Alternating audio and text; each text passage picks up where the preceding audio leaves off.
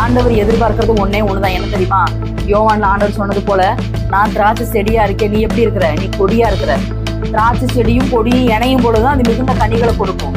எண்ணெய் இல்லாம உங்களால என்ன பண்ண முடியாது? ஒண்ணுமே செய்ய முடியாது. நான் இல்லாம நீங்க என்ன பண்ண முடியாது? சுயமா உங்க வாழ்க்கையை நீங்க நடத்த முடியாது. சுயமா உங்க ஊழியத்தை நீங்க செய்ய முடியாது. சுயமா உங்க வியாபாரத்தை ஒண்ணுமே நீங்க செய்ய முடியாது. எண்ணெய் இல்லாம உங்க குடும்பத்துல, உங்க பிள்ளைகளுடைய படிப்புல, மற்ற காரியங்களில நான் இல்லாம நீங்க ஒரு காரியத்தையும் செய்ய முடியாது. என்ன பிடிச்சுக்கோ, என்ன சார்ந்துக்கோ, என் கூட ஒட்டி உக்காரு. ஆண்டவர் சொல்ற காரியம் தான். பெரிய பெரிய காரியங்கள் ஆண்டவர் நம்ம வாழ்க்கையில வைக்கிறவே கிடையாது. பெரிய பெரிய நியமங்களையும் பெரிய பெரிய கட்டளைகளையும் ஆண்டவர் நம்ம முன்னாடி வைக்கிறவே கிடையாது. அவர் சொல்ற ஒரே ஒரு காரியம், என்னை சார்ந்து கொள்ளும். உன்னுடைய அழைப்பு இந்த தேசத்துல நடக்கணும்னு சொன்னா, உன் மேல வச்ச தரிசனம் இந்த தேசத்துல பெரிய லெவல்ல பெரிய காரியத்துல போகணும்னு சொன்னா என்ன பண்ணு? என்னை சார்ந்து கொள், என்னை பிடித்துக்கொள். அதான் ஆண்டவர் சொல்றாரு. ஒரே ஒரு காரியம் தான், என்ன தெரியுமா?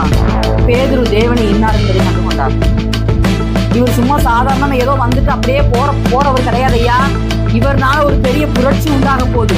இவர் தான் தேவனுடைய குமாரன், இவர் தான் பரலோகத்திலிருந்து இறங்கி வந்த உன்னதமான தேவ குமாரன் என்பதை பேதுரு கண்டு கொண்டார். அதனால சொல்றாரு, ஆண்டவரே நாங்க எங்கப்பா போக முடியும்?